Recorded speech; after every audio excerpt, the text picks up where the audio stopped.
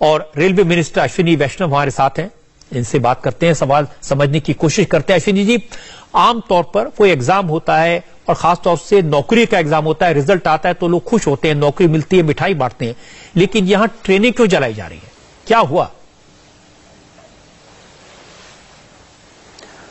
देखिए, जो railway recruitment board का एनटीपीसी एग्जाम है, इसमें 35,000 वैकेंसीज, जो नोटिफिकेशन है एग्जाम का जो प्रोसेस है उसके हिसाब से वैकेंसी का 20 गुना शॉर्टलिस्ट करना होता है फर्स्ट लेवल एग्जाम के बाद में। तो 35,000 के हिसाब से 7 लाख लोगों को शॉर्टलिस्ट किया गया। अब एनटीपीसी में कई सारी कैटेगरीज हैं, तो कुछ छात्र एक से ज्यादा कैटेगरी में शॉर्टलिस्ट हुए।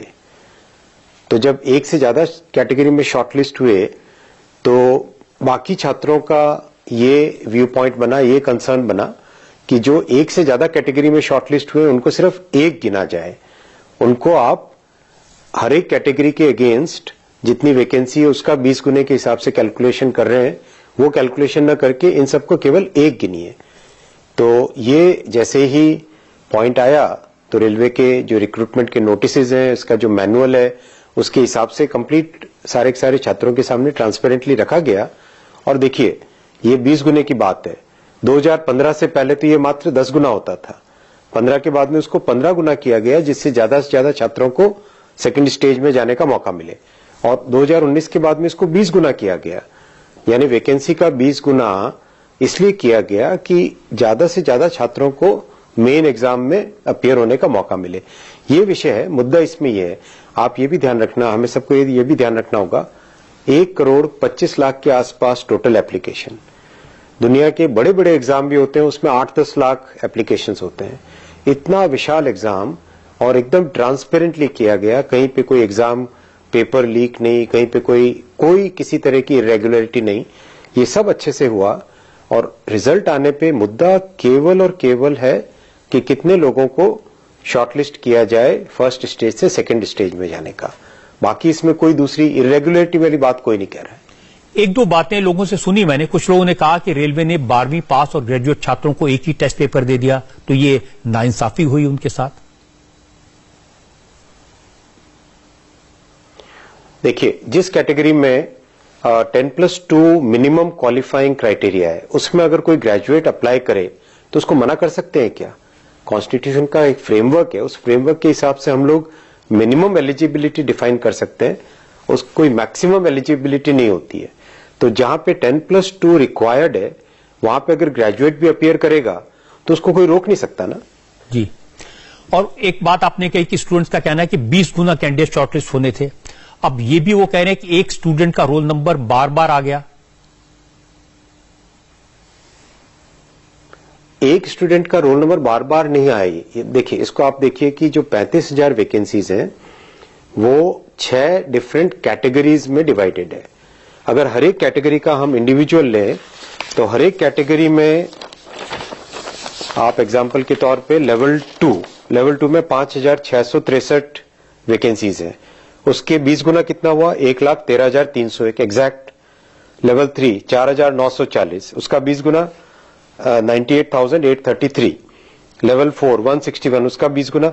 तो एकदम एक्यूरेट किसी भी लेवल में जितनी वैकेंसीज उसका 20 गुना लिया गया है।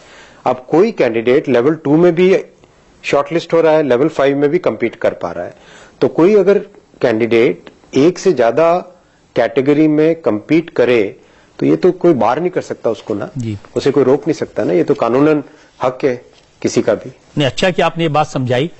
एक नाराजगी ये है कि वैकेंसी 3 साल पहले निकली थी और अब जाकर पहले फेज का रिजल्ट आया है, और फिर फाइनल फेज का रिजल्ट कब आएगा, नौकरी कब लगेगी, इन सारे सवालों पर कोई क्लैरिटी नहीं है। एकदम स्पष्टता है। जैसे ही वैकेंसी निकली, इतनी ज्यादा संख्या में एप्लीकेशंस आई, क्योंकि रेलवे की नौकरी सबको एक अति पसंदीदा नौकरी है, बहुत ही एक स्टेबल ऑर्गेनाइजेशन है, हर कोई इसमें काम करना चाहता है। तो नेचुरली एप्लीकेशन जब इतनी ज्यादा आई तो जो पहले एग्जाम लेने के लिए व्यवस्था थी, उस व्यवस्था को कई गुने बढ़ाना पड़ा। 1,25,00,000 एप्लीकेशंस कोई छोटी संख्या नहीं, बहुत बड़ी संख्या है। तो एग्जाम की पूरी व्यवस्था को बढ़ाना पड़ा। एग्जाम की व्यवस्था बढ़ाई, उसके बाद में एक छोटा सा कोर्ट मैटर भी हुआ। कोर्ट मैटर जैसे ही खत्म हुआ, एग्जाम की प्रोसेस चालू हुई। डिस्पाइट कोरोना पूरा का पूरा प्रोसेस एकदम स्मूथ ट्रांसपेरेंट वे में कंप्लीट किया गया है। तो इसमें लेट करने की कोई बात नहीं है। इतनी बड़ी एग्जाम को करना कोई आसान काम नहीं। अश्विनी जी, आपकी बात सही है कि बहुत बड़ा एग्जाम था। 1,25,00,000 लोगों के लिए इम्तिहान ऑर्गेनाइज करना कोई आसान काम नहीं है, वक्त लगता है। लेकिन पुलिस ने कहा कि बहुत सारे जो कोचिंग क्लासेस के टीचर्स हैं वो सोशल मीडिया के जरिए छात्रों को भड़काने में लगे हुए थे। आपके पास भी कोई जानकारी है इसके बारे में? देखिए, मैं छात्रों से ही निवेदन करना चाहूंगा कि रेलवे में आप काम करना चाहते हैं, ये आपकी संपत्ति है, ये आपका भविष्य का रोजगार का साधन है, भविष्य आपका रेलवे से जुड़ रहा है। तो किसी की भी बातों में भ्रम में ना आए, चाहे वो कोई भी कुछ भी कहे। हम लोग आपके साथ एकदम ट्रांसपेरेंटली जुड़े हुए हैं। आरआरबी जिस दिन पहली बार लोगों का कंसर्न आया, उसी दिन ही तुरंत, उसके अगले दिन ही तुरंत उसके सारे के सारे ट्रांसपेरेंटली हर एक कैटेगरी में कितनी वैकेंसी है, कितने लोगों को शॉर्टलिस्ट किया गया, ये सब बातें एकदम ट्रांसपेरेंटली हमने आपके सामने रखी है। और अभी भी एकदम ओपन एंड फ्रैंक वे में आरआरबी के साथ, कमिटी के साथ आप एंगेज करिए, अपने कंसर्न्स को रखिए फॉर्मल तरीके से। बहुत जल्दी इसका संवाद से ही समाधान निकलेगा ना। अब लेकिन जो तस्वीरें मैंने देखी हैं उनमें पुलिस ने छात्रों को पीटा भी है, तो ऐसा करने की नौबत क्यों आई? देखिए, हम एक सामाजिक व्यवस्था में हैं, हमारे यहाँ फंडामेंटल राइट्स हैं। फंडामेंटल राइट्स के साथ साथ हमारी कुछ फंडामेंटल ड्यूटीज भी बनती है। और मैं नहीं कह सकता कि किसी की भी ड्यूटी है कि कोई ट्रेन को आग लगाए। ये हम सबकी जिम्मेदारी है। ये हम सबकी जिम्मेदारी है कि हम अपनी पब्लिक प्रॉपर्टीज को सेफ रखें। अगर कोई ग्रीवेंस है, अगर कोई कंसर्न है, तो उसको रिड्रेस करने का एक तरीका है। और हम लोग एकदम ओपन माइंडेडली आपके साथ संवाद कर रहे हैं। तो किसी तरह से कानून को हाथ में कोई क्यों ले? अब मुझे तो ये देखकर दुख हुआ कि जो छात्र रेलवे में नौकरी करना चाहते हैं वही रेलवे की संपत्ति को आग लगा रहे हैं, तोड़फोड़ कर रहे हैं। आपकी बात सही है। अब ये जो कमेटी बनाई है, इसके बारे में कुछ लोग कहते हैं कि सरकार कमेटी बना देती है और फिर वो कभी रिपोर्ट नहीं आती है, फिर मामला लटक जाता है। कमेटी में एकदम तय समय सीमा दी हुई है। 3 सप्ताह दिए हुए हैं लोगों को, अपने स्टूडेंट्स के अलावा भी दूसरे स्टेक होल्डर्स हैं, उनको अपने कंसर्न्स, अपने पॉइंट्स रखने के लिए, क्योंकि एक फॉर्मल व्यवस्था देखनी पड़ेगी। इतना बड़ा मामला है, 1,25,00,000 लोगों ने अप्लाई किया है, 7 लाख लोग शॉर्टलिस्ट हुए, तो इतने लोगों का भविष्य इससे जुड़ा हुआ है। तो इस चीज को हम हल्के से नहीं ले सकते। इसको फॉर्मली, इसको प्रॉपर, सिस्टमैटिक, लीगल सारे पॉइंट देख के ही करना पड़ेगा। अश्विनी, जो छात्र नाराज लेकिन हैं, समय सीमा तय है, जो प्रोटेस्ट कर रहे हैं, आप क्या कहना चाहते हैं उनसे कि वाकई में सरकार गंभीर है उनकी इस समस्या का हल उनको देने के लिए, और क्या पॉसिबल हल हो सकता है? देखिए, सरकार की गंभीरता के मैं 2 उदाहरण देना चाहूंगा। 2018 के बाद में करीब 1 लाख से अधिक रेलवे में नियुक्तियां दी गई हैं। 2018 के बाद में करीब 1 लाख से अधिक अपॉइंटमेंट्स दिए हुए हैं, पहला। दूसरा, सरकार की संवेदनशीलता का एकदम सही उदाहरण, पहले मात्र 10 गुना लोगों को शॉर्टलिस्ट किया जाता था, आज 20 गुने। थर्ड, 35,000 एनटीपीसी कैटेगरी में और 1,05,000 ग्रुप डी में। इतना बड़ा वैकेंसी अगर कोई गवर्नमेंट सामने लेके आती है तो इट शोज कि गवर्नमेंट की इंटेंट कितनी अच्छी है, नीयत कितनी अच्छी है। उसी नीयत के साथ हम काम कर रहे हैं। हम चाहते हैं कि रेलवे में अच्छे से अच्छे लोग जुड़े, ऐसे लोग जुड़े जो कि इस रेलवे को आज जिस लेवल पे उससे बेटर लेवल पे लेके जाए, लोगों की जो एक्सपेक्टेशन है उसको खरा उतरे, उस पर खरा उतरे। तो मेरा निवेदन छात्रों से यही है कि आप अपनी सिंसियरली एग्जाम दें। इस एग्जाम की ट्रांसपेरेंसी की गारंटी गवर्नमेंट लेती है और डेफिनेटली हम इसको ठीक तरीके से करेंगे। और इस तरह की कोई भी बात, कोई भी कुछ कहे तो उससे भ्रमित ना हो।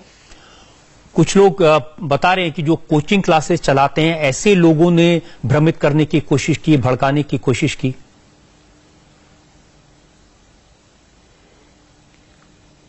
ऐसी खबर है और इसके ऊपर भी जो कानून अपने रास्ते चलेगा जरूर। और आपने देखा होगा कि जो पॉलिटिकल पार्टीज के लोग हैं, चाहे वो राहुल गांधी हो, चाहे वो तेजस्वी यादव हो, प्रियंका हो, इस सब लोगों ने रिएक्ट किया है और छात्रों से कहा कि नहीं आंदोलन करो। हालांकि साथ साथ ये भी कहते हैं कि हिंसा मत करो, सत्याग्रह करो।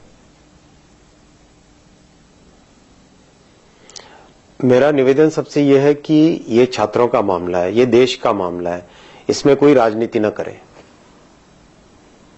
जी, और छात्रों से क्या कहना चाहते हैं आप? छात्रों से मेरा निवेदन है कि आप कहीं भी किसी से भ्रमित न हो, कोई कानून हाथ में न ले। अपनी ग्रीवेंस को एक फॉर्मल वे में, ईमेल एड्रेस दिया हुआ है आरआरबी के पास, आप फिजिकल लेटर के हिसाब से दे सकते हैं।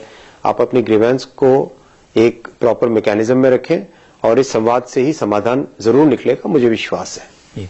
अश्विन जी, बहुत बहुत धन्यवाद हमसे बात करने के लिए, और मुझे उम्मीद है कि आप वाकई में इसका समाधान निकालेंगे और छात्रों की समस्या हल होगी। बहुत धन्यवाद। इंडिया टीवी हर वक्त हर जगह डाउनलोड करने के लिए सर्च करें India TV news Google play store या ऐप स्टोर पर।